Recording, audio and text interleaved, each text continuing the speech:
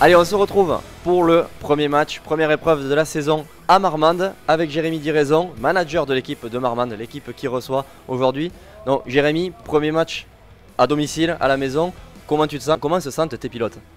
En fait, un peu comme chaque année, on a l'habitude de faire l'ouverture à Marmande chaque année de la Ligue de Speed. Donc les pilotes sont prêts, on a un temps magnifique, ils sont à bloc, donc ils ne vont pas tarder à arriver pour faire un beau spectacle. Ouais, vous avez l'habitude de recevoir à Marmande pour la première épreuve de la saison. Aujourd'hui, il va y avoir deux matchs. On sait que physiquement, ça peut être assez éprouvant. Est-ce que, avec la pression justement, parce que être à domicile, on sait ce que c'est, est-ce que ça va compliquer les choses? Oui, toujours, et surtout au niveau, comme on l'a dit, de nombre de manches. Donc après, les pilotes sont assez bien préparés. Ils savent gérer leur match. En fait, le premier match, pas trop non plus en donner, enfin, donner ce qu'il faut pour gagner, comme l'année dernière, mais à se réserver aussi afin de permettre le deuxième match un bon déroulement, quoi. Marmande semblerait être favori quand même hein, dans la tête des gens. Est-ce que toi, tu le perçois comme ça? Oui et non, c'est sûr que l'année dernière, on est parti aussi favorite que cette année. Sauf qu'on s'est aperçu qu'à l'extérieur, c'était un peu plus difficile de gagner, on s'est un peu dispersé. Donc oui, on espère être aussi favori que l'année dernière, mais faire aussi bien au match à domicile qu'à l'extérieur. Merci Jérémy, on va retrouver tout de suite les images de la première épreuve.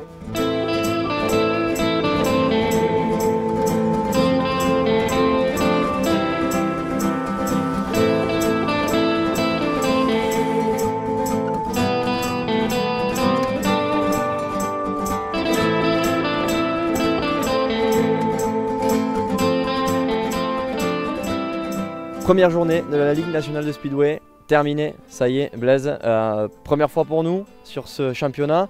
Aujourd'hui on était à Marmande, donc du coup je vais te demander quand même tes impressions et les impressions du public novice, on va dire.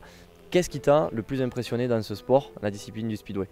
Quand on ne connaît pas ce sport, c'est vrai que déjà on est habitué plutôt à des motos avec des freins. Donc là on voit des pilotes arriver très très fort dans les virages, qui mettent tout en travers, qui accélèrent fort pour en ressortir. Et ça, dans d'autres disciplines, on ne le retrouve pas. Donc première chose qui est impressionnant, on se dit que les pilotes ne vont jamais s'arrêter quand ils arrivent fort dans les virages. Et ça le fait, on a vu peu de chutes aujourd'hui, donc des pilotes qui maîtrisent. Une bonne journée et dans l'ensemble vraiment très très belle discipline. Autre chose qu'on n'a pas l'habitude de voir, c'est l'aspect vraiment stratégique qu'on retrouve. Forcément, il y a des équipes, il y a des coachs. Donc du coup, c'est vrai qu'on n'a pas ça dans d'autres sports moto, ou très peu. Et quand on est novice, peut-être on a du mal à comprendre, mais quand on se rapproche des pilotes et du paddock, on comprend. Je ne sais pas ce que tu en as ressenti. On nous l'explique, il y a quand même pas mal, un très très bon dispositif qui est mis en place sur le site internet de la Ligue nationale de Speedway, où on peut suivre les résultats en direct, on voit les choix stratégiques qui sont mis en place et tout ça, donc, enfin les choix tactiques pardon. Donc qu'est-ce que tu en as pensé toi de ton œil novice? C'est efficace parce qu'on a un sport individuel bien sûr, parce qu'on a des courses, mais un classement par équipe qui fait que quand on va dans les paddocks, on a un manager qui va manager ses équipes, qui va prendre des choix tactiques qui peuvent être bons ou pas pour le résultat final. C'est à mon avis quelque chose de plus et qui apporte vraiment un plus à la discipline. C'est intéressant à voir et quand on voit le résultat final de la journée, c'est aussi intéressant à voir que souvent une équipe qui est un peu plus homogène, qui arrive à avoir des bons résultats, où tous les pilotes arrivent à avoir des résultats corrects, finit devant peut-être une autre équipe où il y a une ou deux têtes d'affiche qui brillent et des autres qui sont un peu moins, qui ont un peu moins brillé aujourd'hui.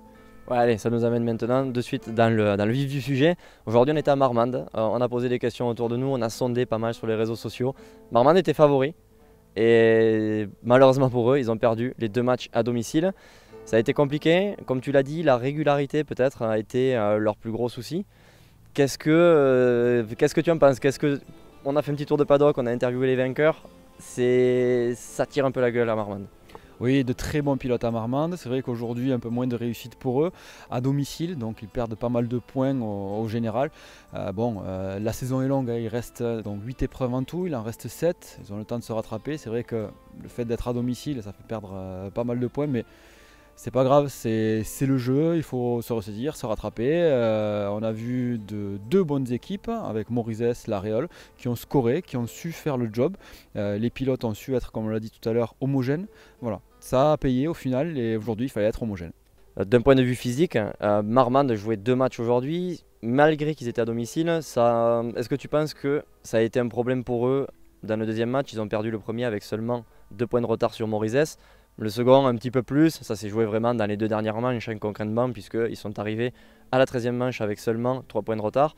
Et pour autant, ils ont perdu avec 7 points de retard, si je me souviens bien. Il y aura les résultats évidemment. Mais voilà, est-ce que tu penses que physiquement ça a été compliqué pour eux? Peut-être, alors moi connaissant moins la discipline que le motocross par exemple, c'est vrai que je ne peux pas me prononcer physiquement. Ça a l'air d'être un sport assez intense, assez physique. Je ne sais pas ce que c'est d'enchaîner autant de petites manches. Ça doit être à mon avis très cardio, donc ça doit être assez compliqué. Aussi d'un point de vue concentration, d'un point de vue adrénaline au départ, il ne faut pas se louper. On a vu que le départ était très important, notamment aujourd'hui sur une petite piste. Donc voilà, c'est plein de facteurs qui font que les résultats ont joué plutôt à la faveur de Morizet et de l'Aréole aujourd'hui. Pas mal de pilotes réservistes en piste aussi. On a eu malheureusement des abandons sur blessure ou des pilotes qui se sentaient clairement pas bien aujourd'hui. Les managers ont décidé de ne pas les aligner. Je pense que quand même les réservistes ont fait le job. Oui, dans certaines équipes, toujours pareil, dans certaines équipes, les réservistes ont fait le job, ça roulait bien. Donc voilà, c'est vrai que le fait d'avoir des pilotes réservistes qui ont un niveau assez élevé, ça aide au résultat final.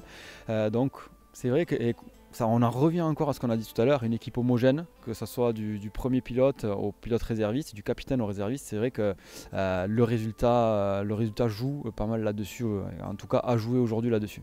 Bon, très bien, merci Blaise. Toi aussi, n'hésite pas à mettre ton pronostic juste en dessous dans la case commentaire. On se retrouve bien évidemment la semaine prochaine à Morizet. N'hésite pas à te déplacer si tu es dans le sud-ouest, ça vaut vraiment le coup. Pour le coup, c'était notre première en speedway.